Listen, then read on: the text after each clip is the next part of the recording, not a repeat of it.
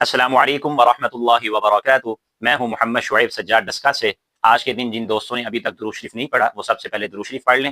اللہم صلی علی سیدنا و مولانا محمد وعلی آل سیدنا و مولانا محمد وبارک وسلم تسلیما کثیرا کثیرا۔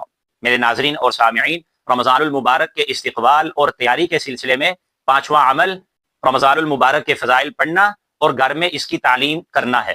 دیکھیے رمضان المبارک کا مہینہ کتنا عظیم مہینہ ہے، کتنی برکتوں والا مہینہ ہے، کتنی رحمتوں والا مہینہ ہے، کتنی شانوں والا مہینہ ہے۔ تو رمضان المبارک جیسے عظیم مہینے کی قدر و قیمت اسی وقت ہوگی جب ہمیں اس کے فضائل معلوم ہوں اور ہمیں پتہ ہو کہ رمضان المبارک کے فضائل کیا ہیں، اس کی قدر و قیمت کیا ہے، اس کی حقیقت کیا ہے، ذہن میں اس کی فضیلتیں مستحضر ہوں۔ اور ظاہر ہے یہ کیسے ہوگا؟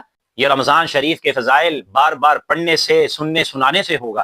تو اس میں پہلا کام تو یہ کریں ہم کہ رمضان شریف کے جو فضائل ہیں علماء حضرات سے اس کے فضائل سنیں۔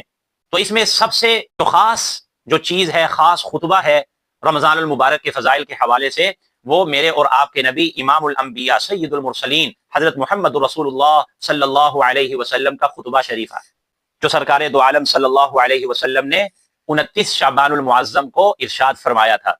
تو یہ خطبہ ہم نے اپنے گزشتہ کلپ میں ریکارڈ کروایا ہے، تو وہ آپ اس کلپ میں بھی وہ دوبارہ سن لیجئے، اس کو مستحضر کر لیجئے، اور دیگر جو علماء کرام ہیں، مفتیان کرام ہیں، ان کے جو اچھے اچھے بیانات ہیں ان کو بھی سنیے۔ دوسرا کام اس سلسلے میں کہ اپنے گھر میں بھی اس کی تعلیم شروع کریں۔ رمضان المبارک کے فضائل کیا ہیں، اس کو جہاں آپ خود سن رہے ہیں، جہاں خود پڑھ رہے ہیں، اپنے گھر والوں کو بھی تعلیم دیں۔ آپ جہاں ہوتے ہیں ان کو بھی تعلیم دیں، اپنے گھر میں، اپنے آفس میں، جہاں بھی آپ جاتے ہیں وہاں آپ اس کی تعلیم شروع کروائیں۔ تو اس کے لیے آپ جو فضائل رمضان المبارک پر مشتمل کتاب ہو اس کو آپ خریدیں۔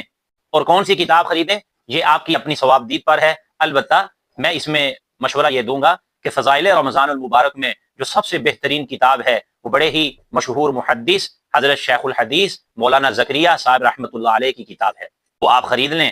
رمضان شریف سے پہلے اور رمضان المبارک کے مہینے میں 10-15 منٹ نکال کر اپنے گھروں میں اور اپنے بازاروں میں، اپنے آفس میں، جہاں بھی آپ جاتے ہیں اس کی تعلیم دیں۔ اپنے بیوی بچوں میں اور جو آپ کے ماتحت ہیں آپ تعلیم دیں گے، انشاءاللہ یہ آپ کے لیے صدقہ جاریہ ہوگا۔